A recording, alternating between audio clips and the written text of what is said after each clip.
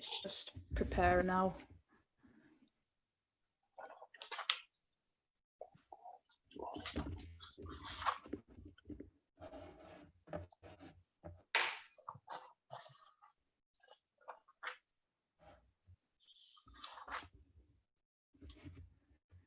Okay, we're now live on YouTube, so we're just awaiting just to log on. Yeah.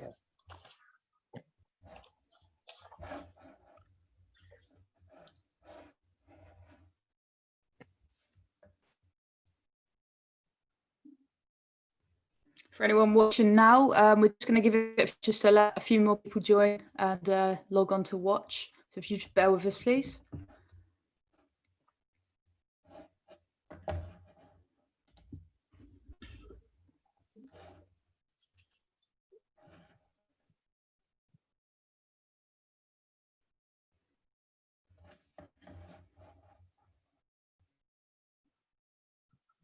Please bear with us. We're just letting people log on. There's a few on there at the moment. So we're just going to let the numbers build up before we kick off.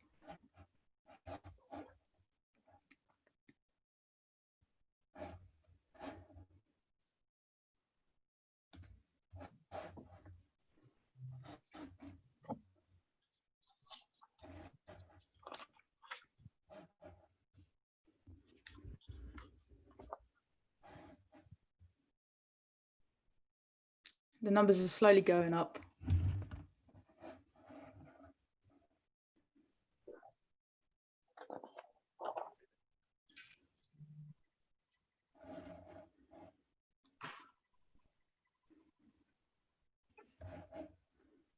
For anyone that's joining us now, we're just giving it a couple of minutes for more people to join, so please bear with us.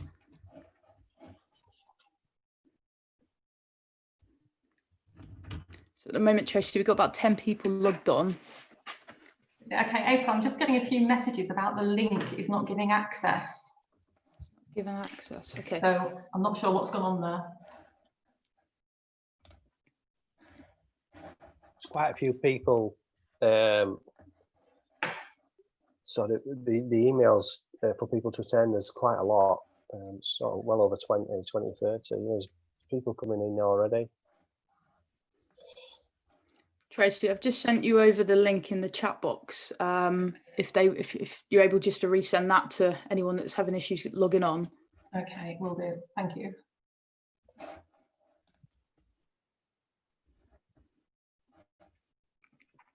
So anyone that's joined us, just please bear with us. We're just letting the numbers come up and just let a few more people join on. They're trickling in, so just bear with us for a few more minutes. Tracy, we've just got over 20 people on now.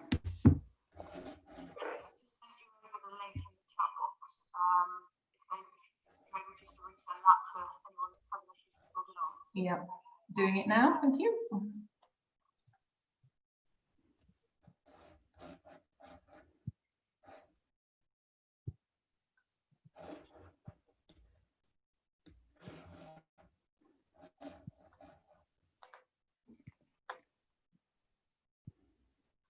We've got a few people on the chat saying, is it running late? So I'm not sure whether they can't get on or not.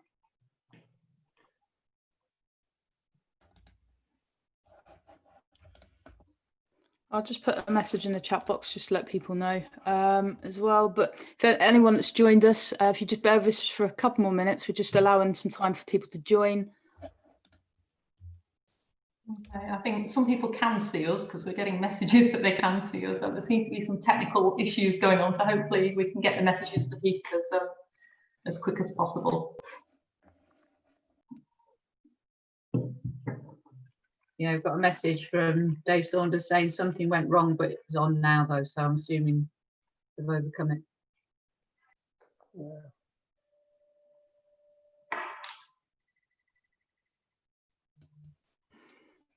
So we're definitely live. I can see some comments coming through on the chat, just people saying good evening. So hello to everyone.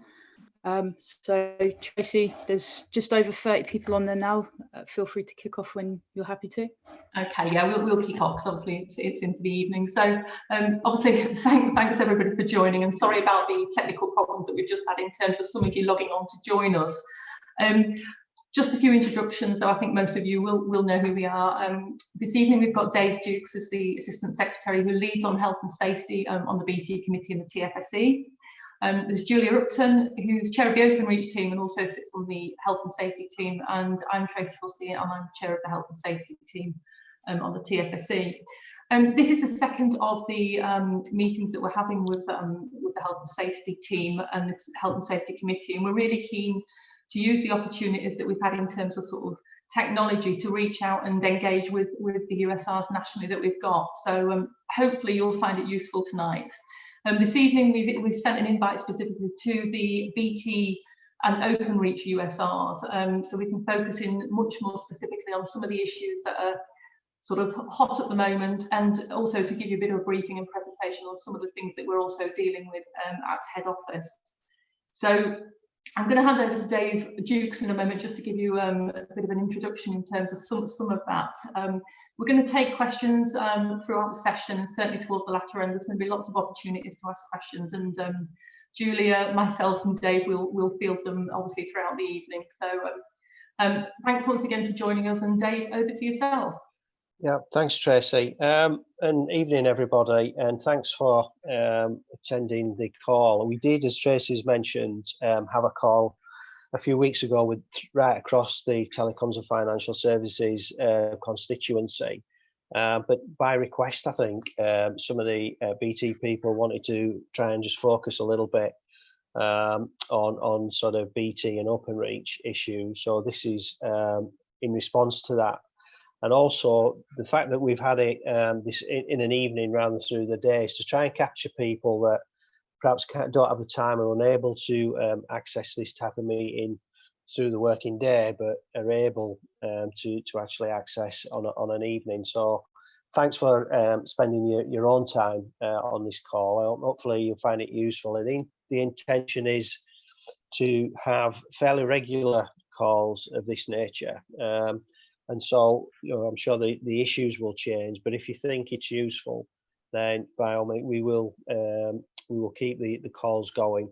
I just wanted to outline just 2 or 3 issues that we're dealing with as a national team, if you like, that Julia and Tracy and Tom Cooper, who can't make it this morning, are on the national team, just to give you a flavour of what we're doing nationally. And then, Tracy, it'd be useful to hand over to the USRs and and let them sort of engage with us, which is for me would be the most important part of this call. Just to start with, well, thanks for all your help and the work that you're doing. Not only are you doing now, which is been sort of incredible times and difficult times, but also the work that you've done, over the years as union safety representatives. It's no overstatement that you have saved a lot of people from accidents and injury in what you do, and that is really appreciated by everybody at a national level, and I'm pretty sure the members as well.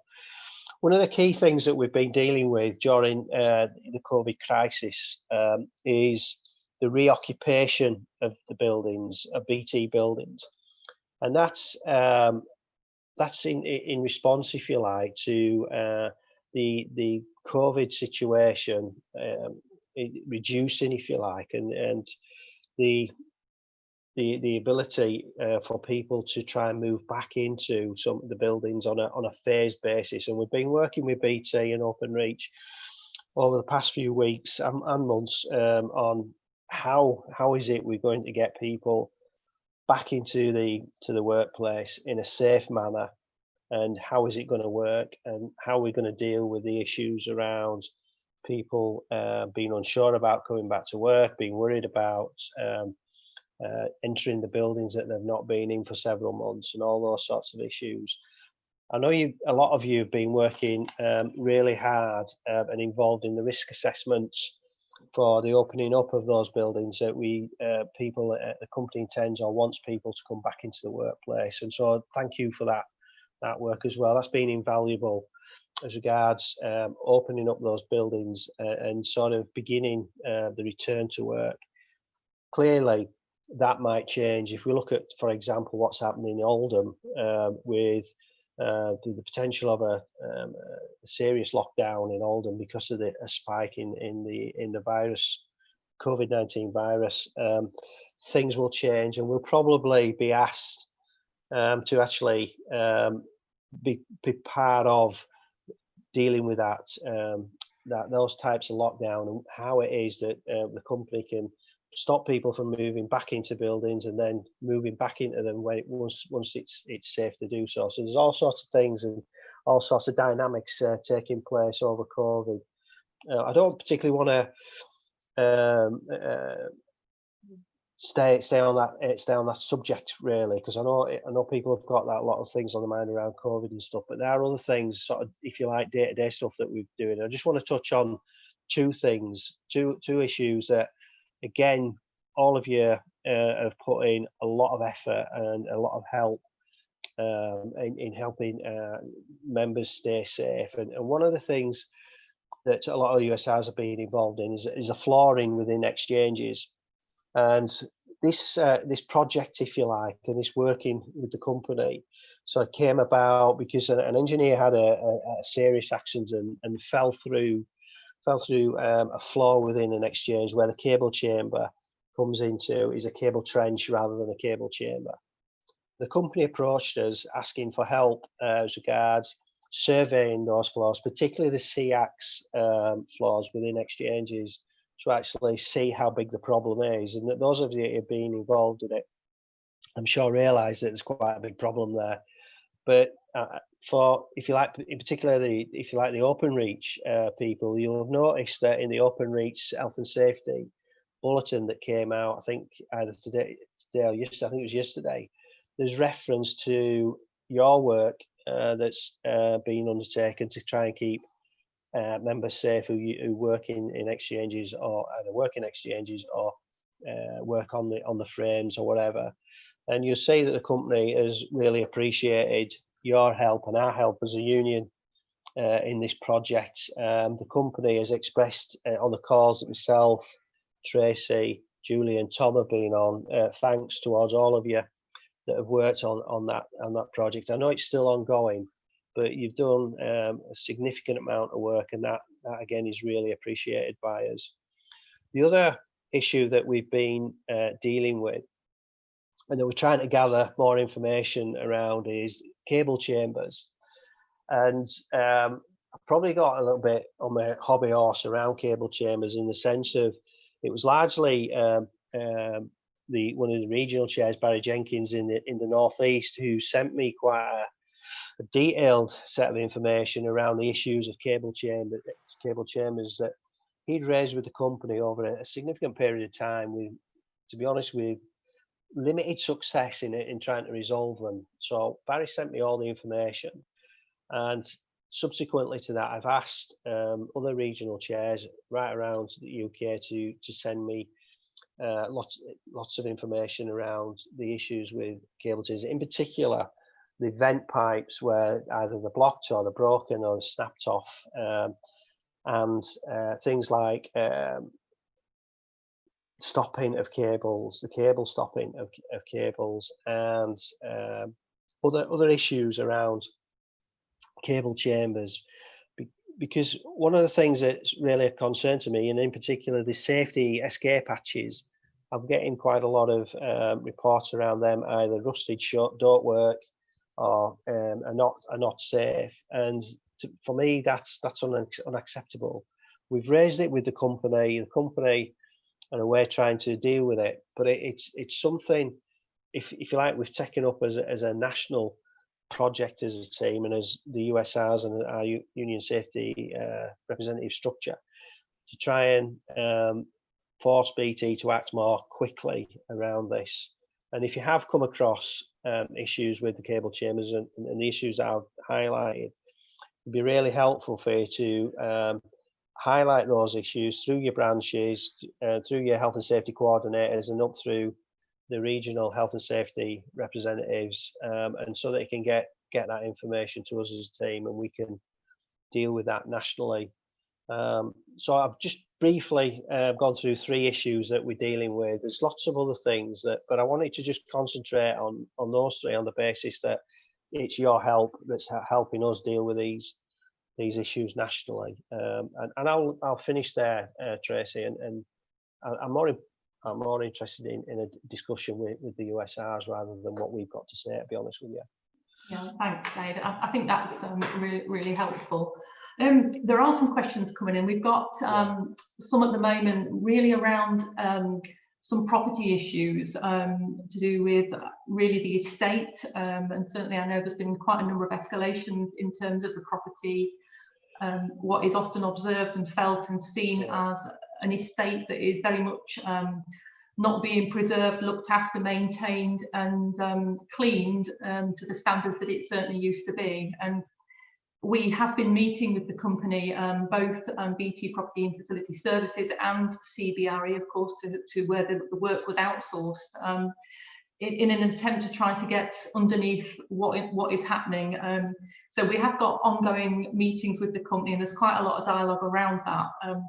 And I do want to thank you all for the escalations and the time that you do put in terms of the safety checks that you do carry out up and down the country, because it is challenging at the moment, and certainly we know by the level of jobs going in to try to get things back to a standard that is acceptable, hygienic, and I think in some areas, you know, the environment is somewhere that actually people do want to come to work and sit in. It's certainly been very challenging, so we do appreciate the work that you're doing in terms of that. Things I think are quite challenging. As I said, we've got lots of meetings on the go and lots of dialogue at the moment, and hopefully we will be in a position to get a much clearer picture out in the not too distant future on that. But I mean, there's a question posed specifically around the cleaning in buildings, and it's not so much about the work that ISS, which are our members, of course, are actually doing. It's more so about, I think, the investment and the frequency of cleaning, and particularly through COVID as well, that it is felt in many areas that it's not satisfactory and it's not sufficient. And what we are doing, Dave T, who's the chair of the ISS team, I think it's really helpful if you can certainly highlight to Dave areas and buildings that you feel that there are problems in, because we can certainly get a review of what's actually happening in specific buildings. There's a question coming in here, looking for an update, Dave, in terms of we've been doing some work on lead at the moment, and the wearing of face masks, and obviously disposable clothing, and just wanted to know where the company are going on this and what the team are doing in terms of trying to get some clarity. Yeah, thanks for that. I have raised that with the company, and I've got a response which I've shared with the regional USRs, and basically the company have come back, and although their investigations of working lead are not fully completed, they're still looking at people wearing face masks and potentially wearing disposable overalls whilst working with lead. At this moment in time, we don't have a final position from the company, or final, if you like, the findings from their investigations. But this comes from being raised through the branch fire engineers, and it was found. The company did some tests around the working with lead, and whether or not there was any sort of safety issues with the fumes and working around lead. And it was found initially that there was higher than normal lead within the working environment that people were working in, and that then sort of started off this investigation by the company. But we have got a response, and if you like, an interim response from the company, and until they actually get to a final position on whether or not we need to retain the face masks and everything else, people will have to maintain the safety instructions that we're working to at present. But as soon as we get, if you like, a definitive position, then we will obviously, something will come out. It'll be Openreach that sends something out, but it'll be through consultation with ourselves. Thanks. We've got another question come in, and I think it's possibly linking to the cable chambers, Dave, that you were talking about earlier. And it's pointing out that in North Wales is that the CBRE engineers haven't been issued with GDUs, and so they can't enter these. And I know myself, because I chair the CBRE national team, that that issue has been escalated from the employers and our members that obviously work within CBRE. So that's something that obviously we're working on at the moment. Dave, did you want to come in and just obviously contribute in terms of that? Yeah, okay. I mean, I know, Tracy, in the other responsibilities you have is working with CBRE, that this is an issue you have escalated and dealing with, but it's an issue that is associated with the other things that I've raised around the cable chambers, the escape hatches, the vent pipes, the stopping in cable chambers and cables and various other things. There's all sorts of other things like the fabric of the cable chambers, the flooding within cable chambers, the cable chambers doors themselves perhaps not working properly or being able to shut, or all sorts of things. This is just yet another issue that we're trying to resolve. And I do get the impression, to be honest with you, that there's a lack of focus from the company on what's the state of cable chambers, and it's something that we want to address and we are addressing, but the more information you can pass on through the structure, the easier it'll be and the better it'll be for us to be able to confront the company with the issues that you raise and that you uncover through your inspections. So yeah, we're aware of that issue. It has been raised, and the more issues that you've got around the cable chambers, please send them through, and it will help us as a team to deal with it nationally. Thanks, Dave. Julia, on for you here. It's really about, I think, people's concern in terms of when we're going to start moving back to work, obviously September moving forward in terms of the occupation, and the concerns that people have regarding travelling on public transport, the wearing of masks, whether the company will fund masks, will they be providing them, and what discussions have taken place with the company around those kind of areas? Yeah, I mean, I think there is a lot of general concern. We tend to, because of the reoccupation and because of how far we are into COVID, I think there's almost an assumption of, we're through this. And I think we all always anticipated that actually coming out of a lockdown situation was going to be more difficult than going in the first place, and all the stresses that were linked to that.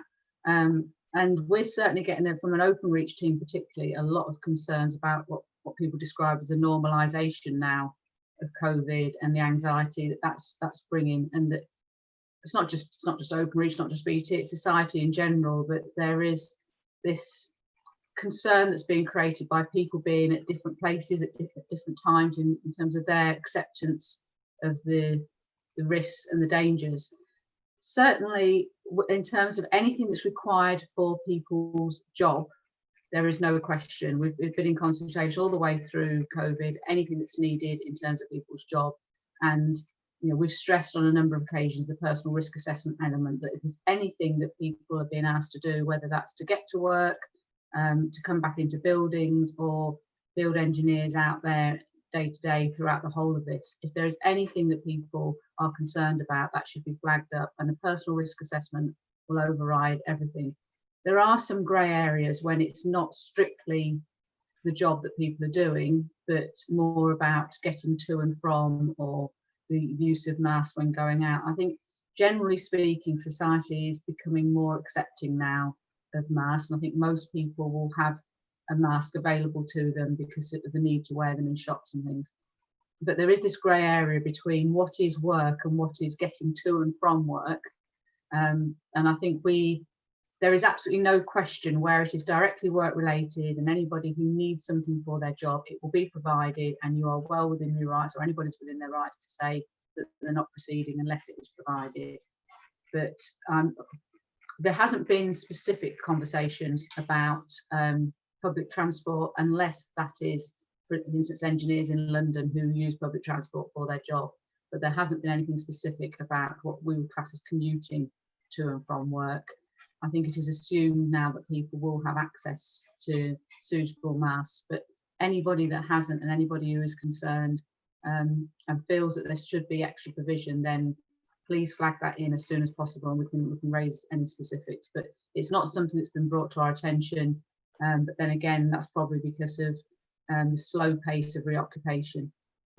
As that starts to speed up, and we're hoping it's not going to be at too fast a rate. The company has indicated it's not going to be a big bang. It will be gradual, but we'll need to address any concerns as we go along. But so far, there's not been any, and where they have, and it's work related, it's been addressed. Thanks, Julia.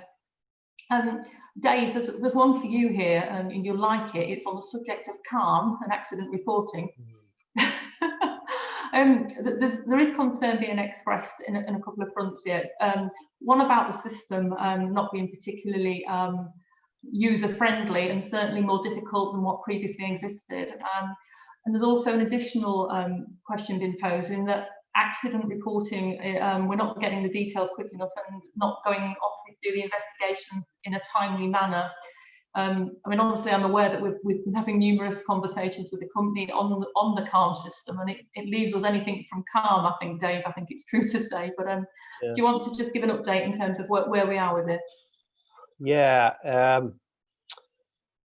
it's from where I say at this moment in time, the CALM system is not fit for purpose, right? The company implemented this really without any consultation with us, and you know, and the company's paying the price, and the problems that everybody's having with the CALM system is part of the fact that they've not involved us and yourselves around with how CALM should work. We've been as a team, and in particular myself and Tracy, but as a team we've been on calls with the company, gathering all the information, all the problems that people have raised, sat down with the company, gone through each and individual problem and an example of where things have been raised, and we have gone through them. The company has changed the CALM system to try and resolve some of the issues. Some of the issues have been resolved, but it's still not working as it should in our view, and certainly in my view. But it's I'll be honest, this is a personal view. I don't think the company's going to change it. I don't think they will remove CALM and go to something else. Certainly at this moment in time, I don't get that impression, let me put it that way. So all the issues that you get with CALM, by all means, feed them through the structure, and we will, you know, we will deal with the issues. I think there's an education piece that we need to do for members as well, because there are some issues around whether or not, for example, they want the union involved in the accident investigation, or the information on the CALM report of the accident. I think there's a bit of an education for members that, you know, you need to involve the CWU in the accident investigation, not only for the investigation but also potentially for any assistance you might need due to injury through having an accident. So there's an issue for us there. We will keep at this. When we have made some progress with the problems, but I accept that it's not there yet anyway, and we just need to keep at it. And I get the point about it being frustrating, because we're all frustrated with it as well. Yeah. Thanks, Dave, for that one. There's another one come back in here, and once again, it's very much focused on the state and the level of cleaning, particularly through COVID, which of course is brought much more focus in terms of, you know, the environment and what obviously our members are working within. Once again, if you have buildings or you're aware of buildings or workspaces that you do not believe are being cleaned sufficiently, or the routine of cleaning is not sufficient, not just during COVID, but anytime, you need to flag this in either to myself or Dave T, and we'll obviously start to engage with the company on that. We have managed to change the level of routines, i.e. increase the frequency of visits in lots of buildings, but if we don't shout it out, I think to some degree it's not going to happen. So you know, we also recognise, and I think it's fair to say that there's lots of changes going on in terms of the estate, as you'll all be well aware, in terms of buildings and focused of moving into different locations. And this probably is going to bring its own challenges moving forward as well, in terms of investment into the estate from BT, and all the things that then cause the problems that yourselves pick up on the safety checks on behalf of the members. So we've got lots of ongoing work to do on this one, that is for sure. Julia, there's another question kind of come back in terms of the face masks. I'm just trying to find it as I've scrolled down too far. It's basically, there's a lot of confusion, not just with transport with masks, but in enclosed spaces in Wales, not mandatory in England, and they are, plus the 2 metre social distance rule. It needs clarifying, and obviously I know that we've had lots of dialogue on this one, the regional element of that. Do you want to just clarify that? Yeah, I mean, you're right. There's been a lot of dialogue and a lot of confusion, and there's hardly a day goes by where we don't stress to the company, either from a health and safety team point of view or the various lines of business, and specifically Openreach, that there is concern out there that when the company put out guidance, they tend to have used what in the past was a Public Health England guidance. And we have stressed on numerous occasions that that is not adequate, that there's various guidance depending on which part of the UK you are, or specifically now, depending on which part of lockdown zones you might be in, that the guidance is different. It's different. We're trying to get as much clarity and as much detail and specific to location as possible, but we do accept that there is confusion. On several occasions, we've taken it right to the top, to the chief medical officer, but a bit like we had at the beginning of COVID, the guidance changes constantly, not only overall, but as I say, specifics as well. And there also was a great desire throughout a lot of this to allow an element of personal choice, and to understand that people may have different needs, or feel that they need. I mean, most people will know that masks itself was quite controversial, because there was real concern in mandating people to wear masks that actually gave a false sense of security, and they were really reluctant for people to wear masks and then think that everything else was fine as long as people wore masks. So you're right, in some places it is still strictly 2 meters, and we have to keep reinforcing that it's still strictly 2 meters. In others, it's 2 meters where possible, but you can go to no less than 1 meter with additional protection, such as masks. We believe, and if there's any instances where for a particular location the guidance hasn't gone out, then please, again, it sounds like we keep asking people to flag things into us, but there is an element of us trying to keep on top of it. Our USRs are our eyes and ears, and we don't always know where some of the messages aren't landing properly. But we are doing everything we can to try and make it bespoke to specific circumstances, particular functions, particular locations. But if there are any gaps, or that message is failing to land, then please let us know. Don't assume we know, because a lot of the time we are dealing generically, and keep flagging to the company that isn't always adequate. Thanks, Julia. There's a question just come in regarding sites that are being reopened, and certainly you're aware that Openreach have published a list of sites that deaf people can return to on a limited basis in early September. These sites are COVID-19 secure and are set for this purpose, but there are several sites where chief engineers and fibre cities teams have been occupying in operational buildings, and obviously this is causing some confusion. And it certainly does appear that they're disregarding the COVID-19 guidance and putting themselves and others at risk, and obviously adding to the confusion. Dave or Julia, I'm not sure who wants to answer, but it's something that we're aware of. I know it's something that we've escalated, that's caused concern around the country. But Dave, Julia? Well, Julia, I can say it. Certainly some specifics. There were some cases that were made aware of, and as far as we were concerned, the Openreach, where it was chief engineers and some FND, were told in no uncertain terms they hadn't got approval to be there and they shouldn't be there. They can sometimes be a law unto themselves, and even when they're being told from people more senior that they shouldn't be there, people are getting around it. We've also had to be a bit careful with some of our own representatives and some of our own members who have either never left buildings when the company thought they had, or have gradually snuck back into buildings, believing that it's okay to do so. And we've had a number of individual personal cases where we were looking to get people back into buildings for very specific circumstances. In Openreach, 98% of all desk-based team members work from home pretty much from the beginning. But we were prioritising those. There were some that had got genuine operational issues with working from home, and the company tried to find ways around that using limited numbers of sites. But we also had a number of cases where it was either personal, domestic or health reasons, people genuinely struggling with the demarcation between home and work and their inadequate provisions at home. And we were trying to get them back into a building.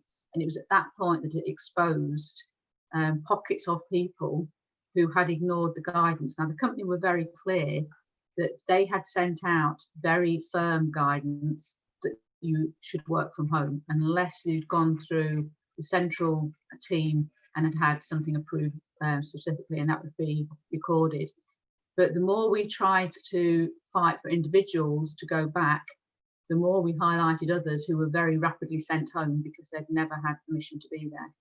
There was some confusion. There was some confusion because technology had been into buildings and appeared to make it COVID safe for their own operational reasons. And then people caught on to the fact that there was signage and there was extra cleaning and sanitary provisions and sanitizers and things, so therefore thought that they could go back in as well. But nobody should have been back in buildings unless it had gone through the formal channels. It has caused a lot of confusion. We have to play it very carefully because where we've kicked up a fuss about it, quite rightly we've kicked up a fuss, in most cases that has just forced people to be sent home, which from a health and safety point of view is probably the right answer, but from a personal and compassionate aspect wasn't always the outcome that we were looking for. But we have flagged to senior management any examples that we have of people just flouting the guidance, and either force them to get that approved officially or force them to leave the building, whichever was the most appropriate. Thanks, Julie, for that. There's a question here from Maxine Cartwright, and it's talking about a conference motion that was accepted a number of years ago, not exactly sure how many years ago, and it was regarding having someone responsible for each building to report issues to. I've not seen any change on this at all. Now, Dave and I are newbies to the team. Julia, I'm not sure if you can remember the position on that one, but if not, we'll certainly take it away, Maxine, and come back to you on that.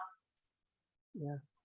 Okay. I remember, I can't remember how long ago, I do remember it, and I remember us trying to pursue it, but Maxine's right, it's still an outstanding issue in a lot of buildings. Nobody will take responsibility.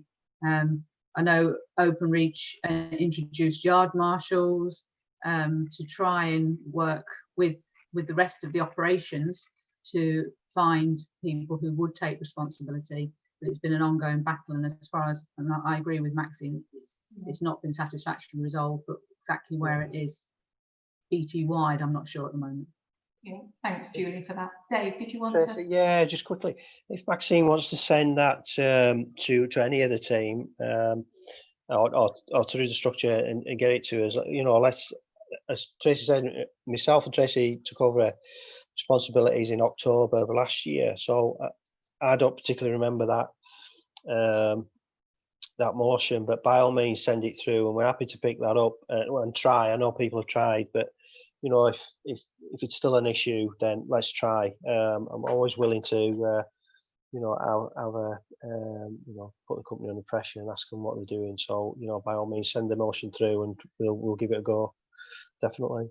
Thanks, Dave. I think that kind of leads. There's a number of questions really talking about the problems that come from logging jobs as well.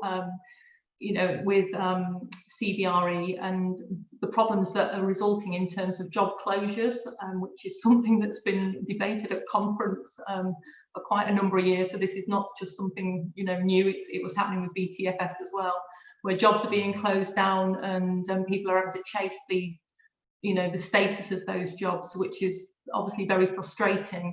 and a lack of understanding as to why that. The communication is very poor in terms of you know, updating those people who are reporting jobs, and obviously that's mainly our USR community that do provide a lot of those jobs through to the call centre. I just point of reference back, and it does link a little bit, I think, to what Maxine's talking about in terms of the problems in buildings. A number of years ago, Sally Bridge, who was the officer at that point in terms of the property and estates, did establish an escalation procedure with the company to try to deal with and get underneath, you know, these kind of jobs that are sticking or disappearing, not being completed.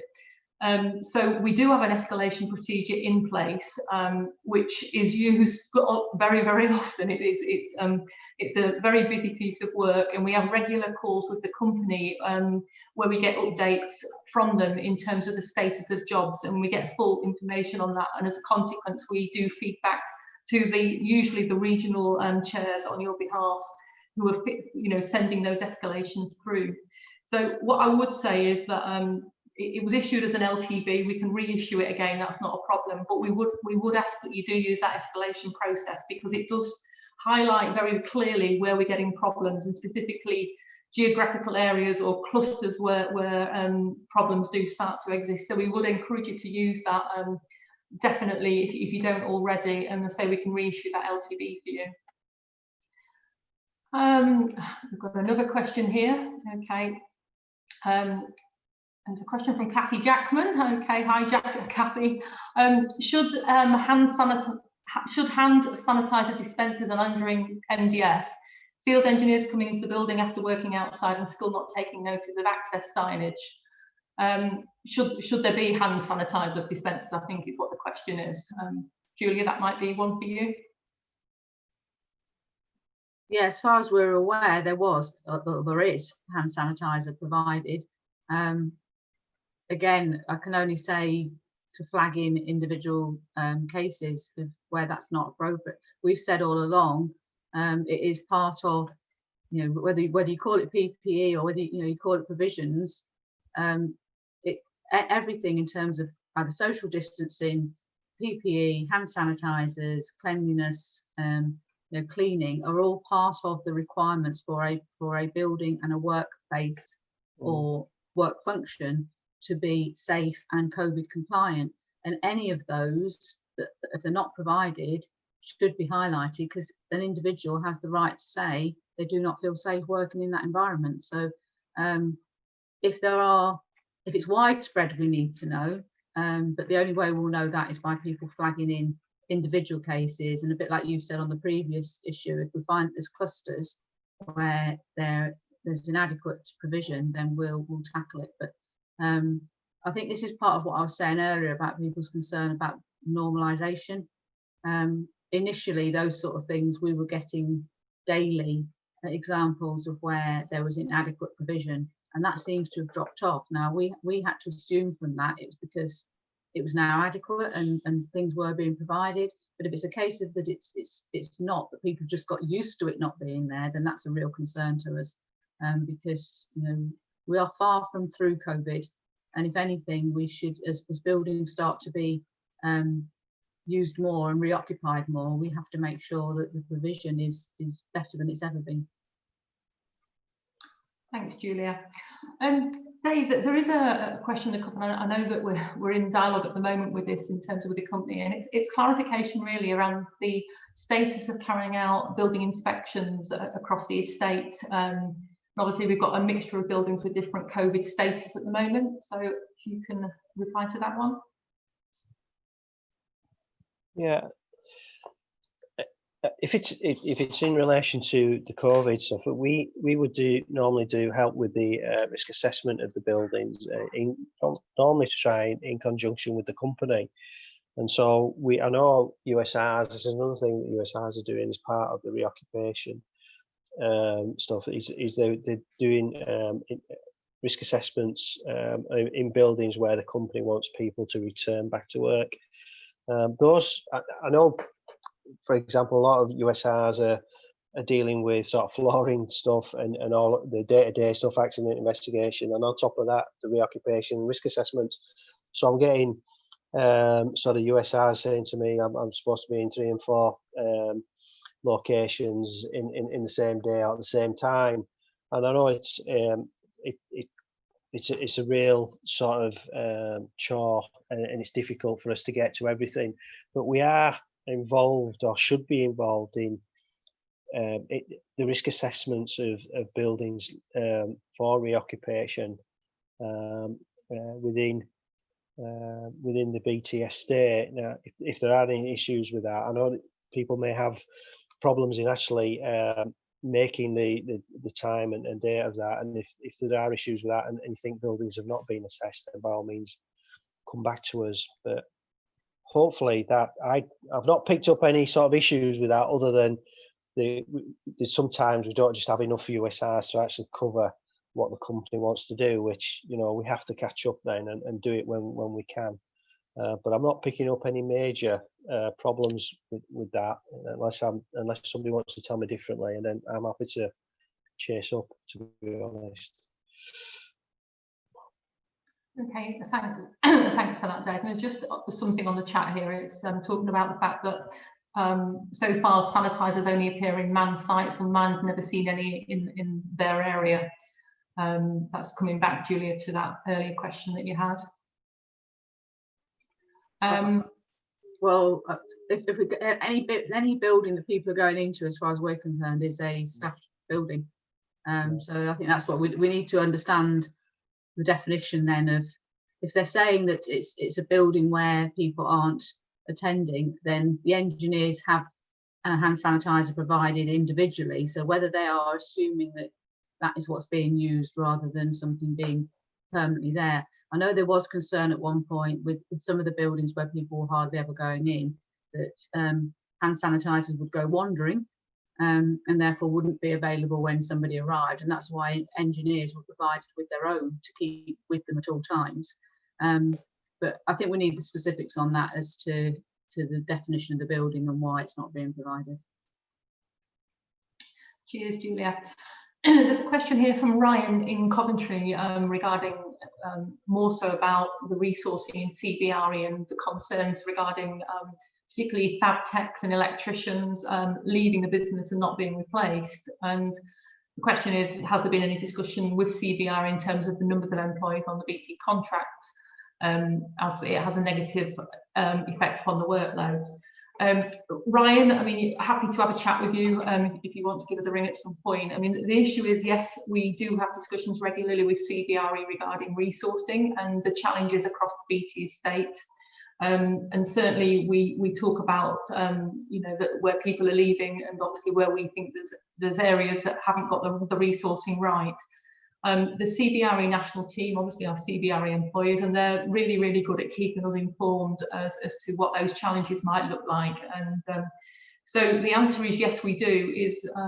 Are we making any inroads in terms of obviously getting higher levels of staffing in areas that we are? In some areas, I think it does happen. In other areas, it's the challenges there, like there is with many companies, in terms of you know, often not replacing people. But certainly if there are some specific areas of challenges, then send them up to us, and we'll raise that with the company when we meet with them next. Another question here from Glasgow and Motherwell branch. Okay, just making the point that it's often our members who are not cleaning up after themselves in exchanges, and bins do become overflowing, but some are empty and rubbish is still thrown onto the floor. And I think that's a fair reflection of what can happen, and certainly in a number of buildings out there.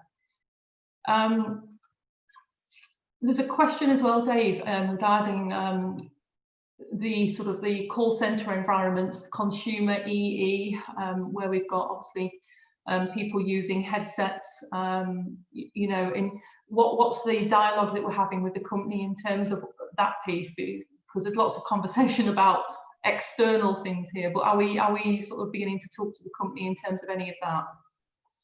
Yeah, we are. We're just starting to arrange consultation on the issues, particularly around headsets and the acoustic shock issues within call centre, not just call centres in sort of consumer and EE, because there are call centres in other parts of the company in other CFUs, and so it's not just within there, but in particular with consumer and EE. Yeah, we're trying to arrange over the next few weeks a meeting with consumer around, in particular, the headsets and acoustic shocks and the potential damage to people's hearing, but also the consultation process, which probably has not been as good as it should be, particularly regionally. And we want to try and build that consultation within the regions for branches and USRs and regional chairs, health and safety chairs, to actually consult with the company on these issues. So yeah, we are in consultation with the company. We're trying to get that consultation, regular consultation, taking place, and hopefully within the next few weeks we'll have something to report and some progress. I think some progress will be made on that. Thanks, Dave.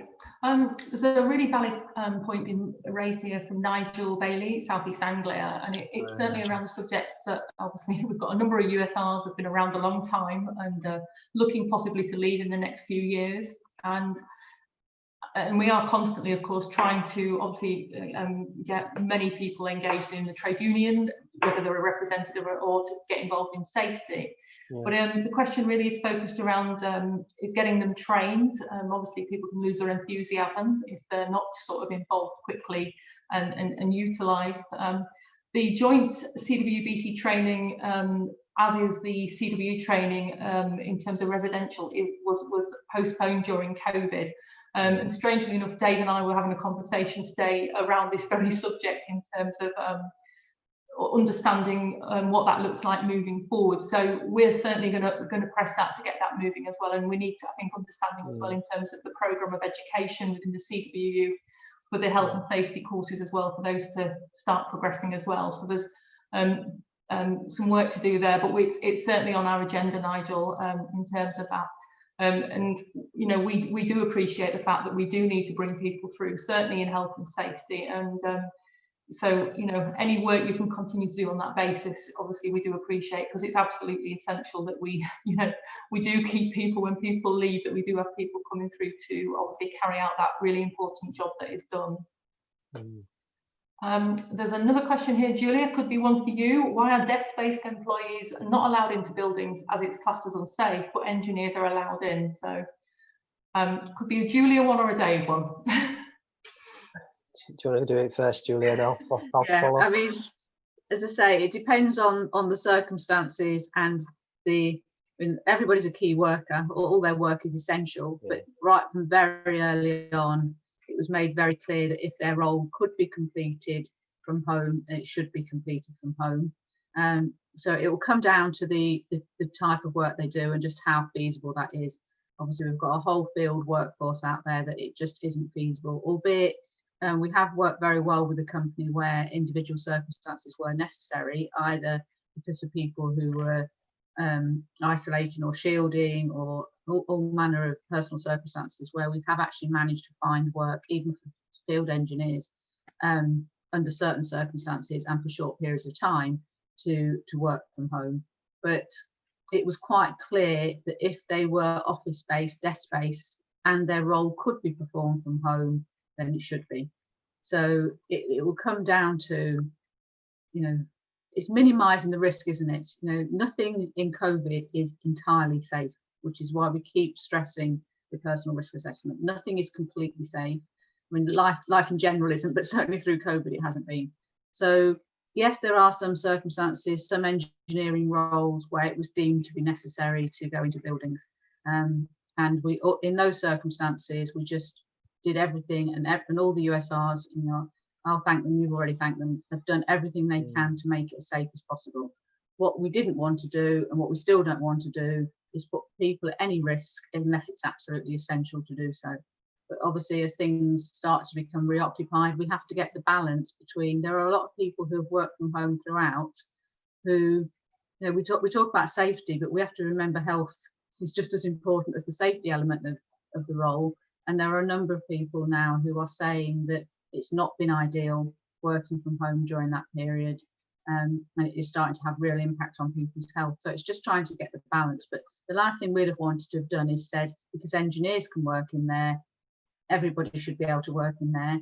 I mean, even going forward, it's not going to be a case of everybody will be back in buildings, because we have to get the balance right of allowing enough people back, but keeping the social distancing and keeping all, you know, COVID compliant. So yeah, for any individual who thinks it's really unfair and they desperately want to be back in the building, then as far as I'm aware, we've had a number of personal cases which we've fought hard for, and we've asked the company to always prioritise them as they start to reoccupy buildings, prioritise the people who feel they need to be back in the building. But we would have never have wanted a catch-all that it was safe to continue working in buildings, because it wasn't safe for everybody to continue working in buildings. So we had to prioritise either the nature of the job or people's personal circumstances.